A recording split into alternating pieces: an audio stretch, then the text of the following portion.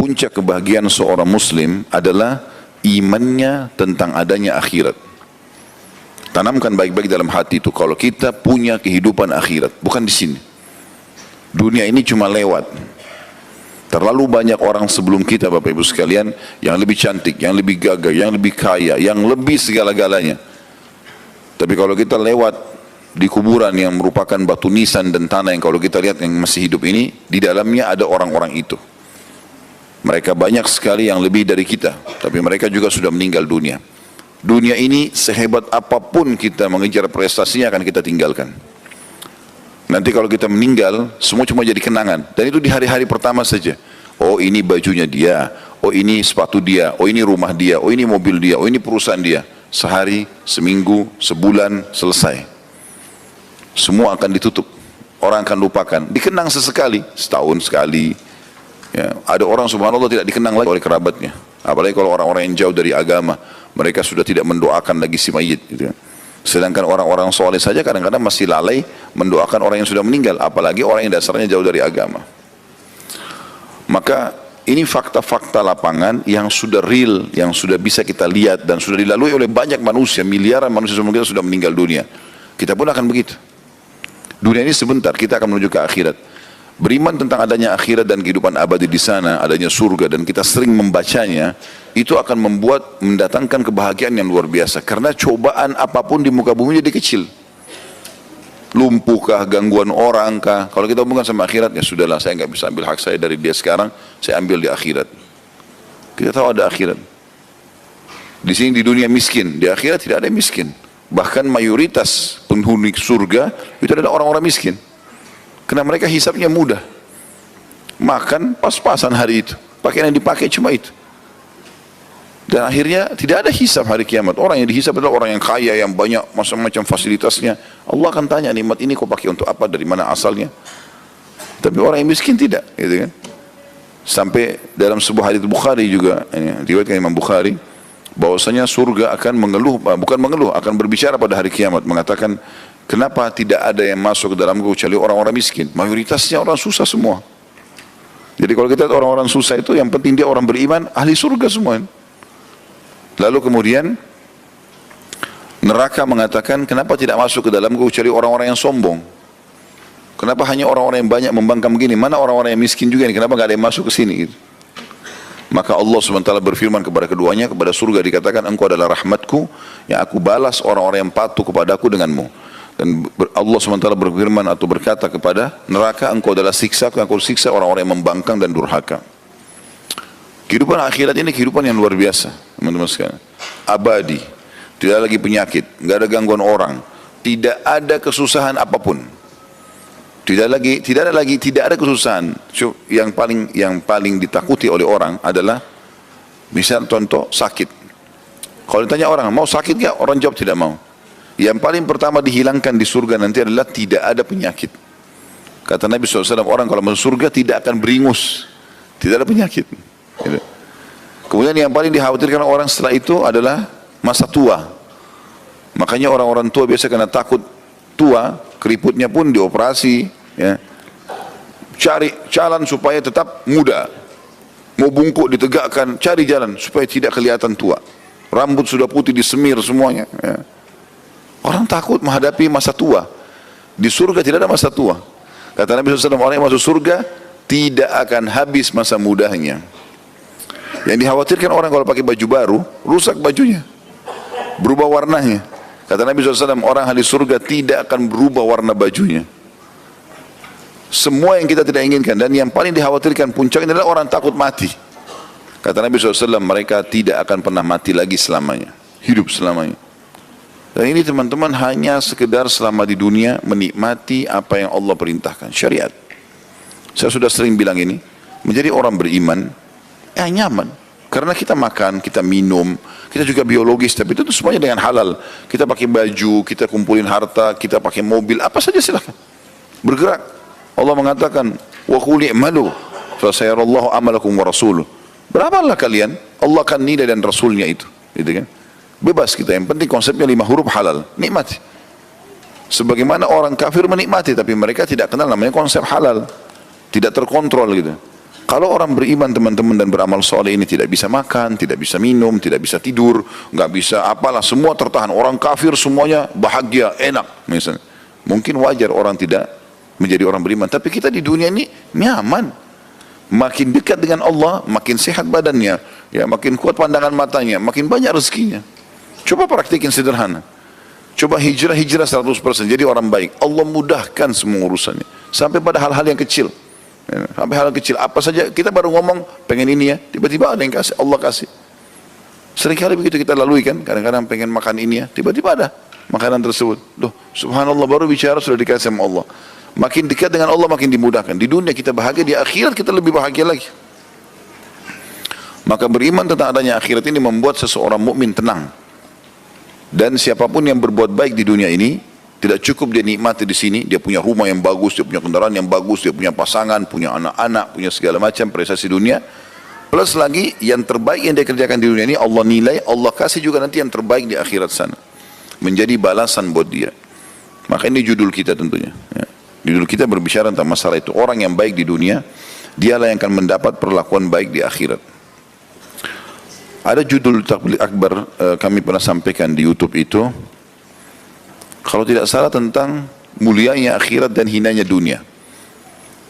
Cukup banyak dalil yang sudah kami sampaikan pada saat itu. Di antaranya adalah sabda Nabi SAW kepada seorang sahabat. Apa makanan dan minumanmu? Kata orang tersebut, saya makan daging dan minum susu ya Rasulullah. Dianggap ini makanan yang paling hebat kalau manusia.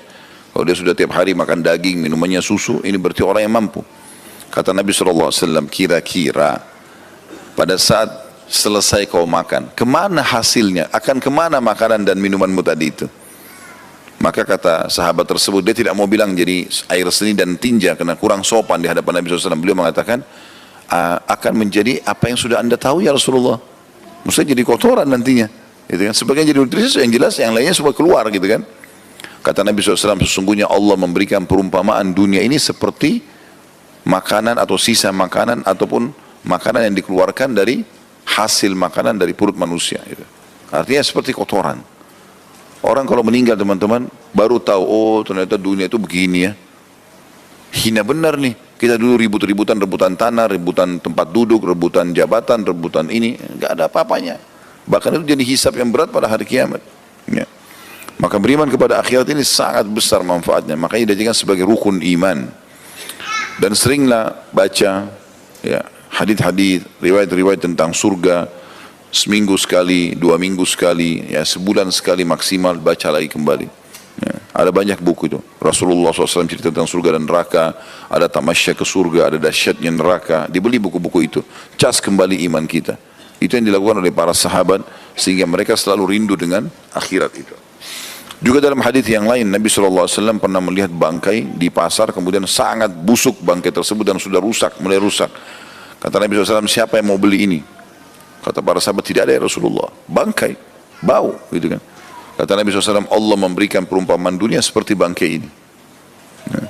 Kemudian juga dalam hadis yang lain Nabi SAW mengatakan perumpamaan dunia kalian dibandingkan akhirat. Kalau mau tahu fasilitas di akhirat nanti, hanya dengan patuh saja ibadah selama dunia dan akan dapat itu di akhirat. Seperti seseorang di antara kalian memasukkan telunjuknya ke lautan lalu diangkat. Lihatlah air yang ikut dengan jari telunjuknya. Akhirat ini ibaratnya laut itu. Dan dunia ini hanya seperti sebagian kecil dari apa yang ikut ke jari kita, itu pun bisa kering gitu ya. Maka teman-teman harus pahami masalah ini. Bahwasanya dunia ini kita lalui untuk ya menanam bibit yang akan kita panen di akhirat. Bukan menjadi target utama. Kalau Syekh Utsaimin rahimahullah tegas sekali dalam masalah ini. Beliau mengatakan seharusnya setiap muslim menjadikan dunia ini seperti WC dia. Maaf bahasa ini, beliau katakan begitu. Dia selesaikan hajatnya lalu dia pergi. Karena banyak hadis berbicara masalah itu. Tetap dunia kita nikmati, tapi bukan target utama. Ada sedikit cobaan yang merupakan warna hidup untuk menambah juga derajat kita di surga. Sabar. Tidak usah dijadikan sebagai masalah besar. Ada kadang-kadang orang subhanallah masalah kecil dijadikan besar. Istrinya telat buat kopi 2 hari marah. Suaminya telat beli pesanannya seminggu ngambek. Mau pulang rumah orang tua. Apa ini? Masalah, tidak ada masalah kecil. Ya udahlah, nanti beliin saya kapan bisa ya. Selesai urusannya, dimudahkan. Pada orang kadang-kadang gitu dibesarin masalah. Kadang-kadang temannya cuma pakai sendalnya ribut, seperti sudah terjadi perang dunia. Ya. Kenapa ini? Mudahkan urusan itu. Semua cobaan akan ada pahalanya di sisi Allah Subhanahu wa ta'ala. Dan sekian banyak keterangan tentu berhubungan dengan masalah ini.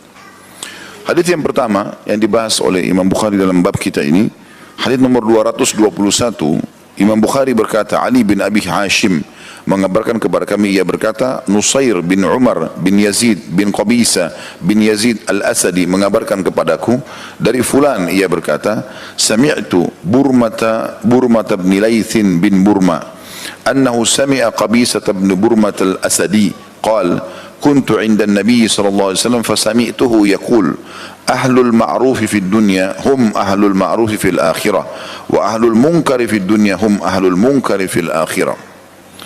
Aku mendengarkan Burma bin Layth bin Burma bahwa ia mendengar Qabisa bin Burma mengabarkan radhiyallahu anhu, aku pernah bersama Nabi SAW, lalu aku mendengar beliau bersabda, orang yang berbuat baik di dunia akan mendapatkan perlakuan yang baik di akhirat. Sebaliknya, orang yang berbuat buruk di dunia maka akan mendapatkan balasan buruk pula di akhirat. Disebutkan di sini ada kandungan hadis. Al-Allamah Al-Albani, Syekh Albani rahimahullah mengatakan, hadis ini terkesan merupakan tafsiran dari firman Allah Ta'ala Al-Zalzalah atau Al-Zilzalah ayat 7, A'udzu billahi minasyaitonir rajim, wa may ya'mal mithqala dzarratin khairan yarah.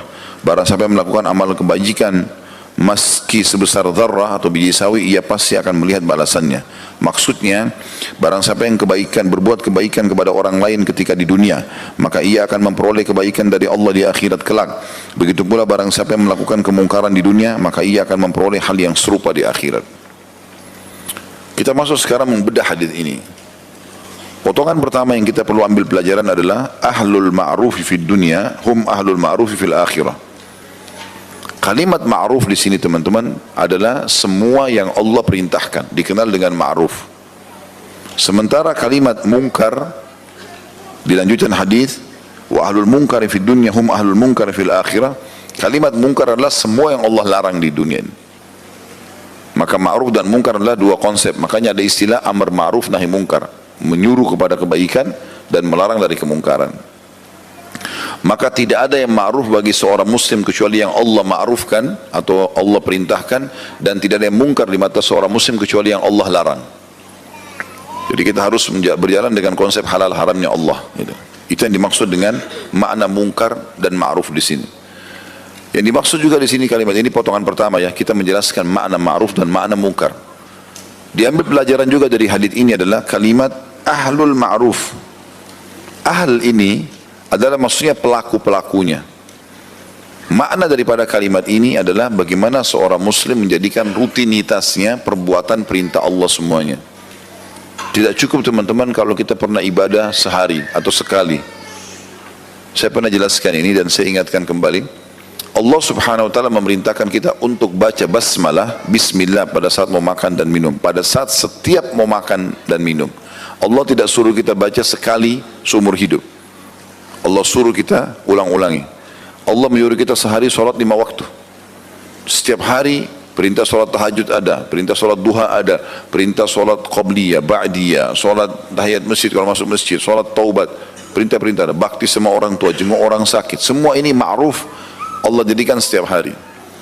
Maka poin penting, jangan pernah merasa amal yang sudah kita kerjakan cukup.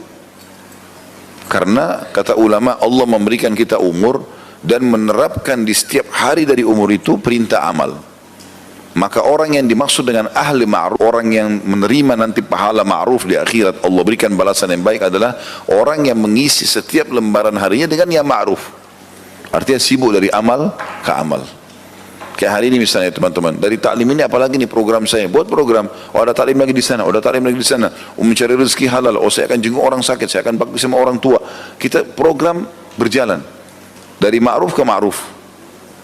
Kalau kita sudah rutinkan ma'ruf ini, perbuatan-perbuatan baik ini, maka kita dapat julukan ahli ma'ruf.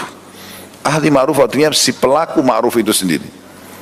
Nabi SAW ingatkan dalam sebuah hadis yang sahih, kata Nabi SAW, janganlah seseorang di antara kalian berkata, dulu aku pernah sholat malam, Itu dulu. 10 tahun lalu saya pernah sholat malam. Dulu waktu gadis dan bujang saya sholat malam. Sekarang sudah nenek-nenek, kakek-kakek, sholat nggak? Gitu. Dulu saya pernah sedekah buat Palestina. Dulu. Kapan itu? 7 tahun lalu. Kalau 7 tahun lalu misalnya kita bersedekah dan kita bahas sekarang, berarti ada 6 tahun sekian yang kita tidak sedekah. Jadi jangan bangga dengan itu. Apalagi kita tidak tahu apakah itu ikhlas atau tidak, diterima atau enggak. Kita butuh amal. Saking butuhnya kita dengan amal untuk memberikan derajat di surga, sampai Allah jadikan bukan cuma dari kita sumber pahala, dari orang lain kita bisa dapat pahala. Tunjukin orang lain jalan, nasihati dia, bantu dia, jadi pahala semua. Niat baik bisa jadi pahala. Orang lain mengikuti langkah kita dalam kebaikan juga dapat pahala. Jadi semua ini harus difahami kalau ma'ruf itu dikerjakan setiap saat dan terus berulang. Tidak ada waktu kosong bagi seorang mukmin. Ya. Tidak boleh lagi teman-teman usahakan sekarang ke depan. Tidak ada lagi namanya lewat malam tidak tahajud. Jangan lagi dianggap membisikkan syaitan kan itu cuma sunnah. Ya, sunnah pun perintah. Rutin kan harus kerjakan.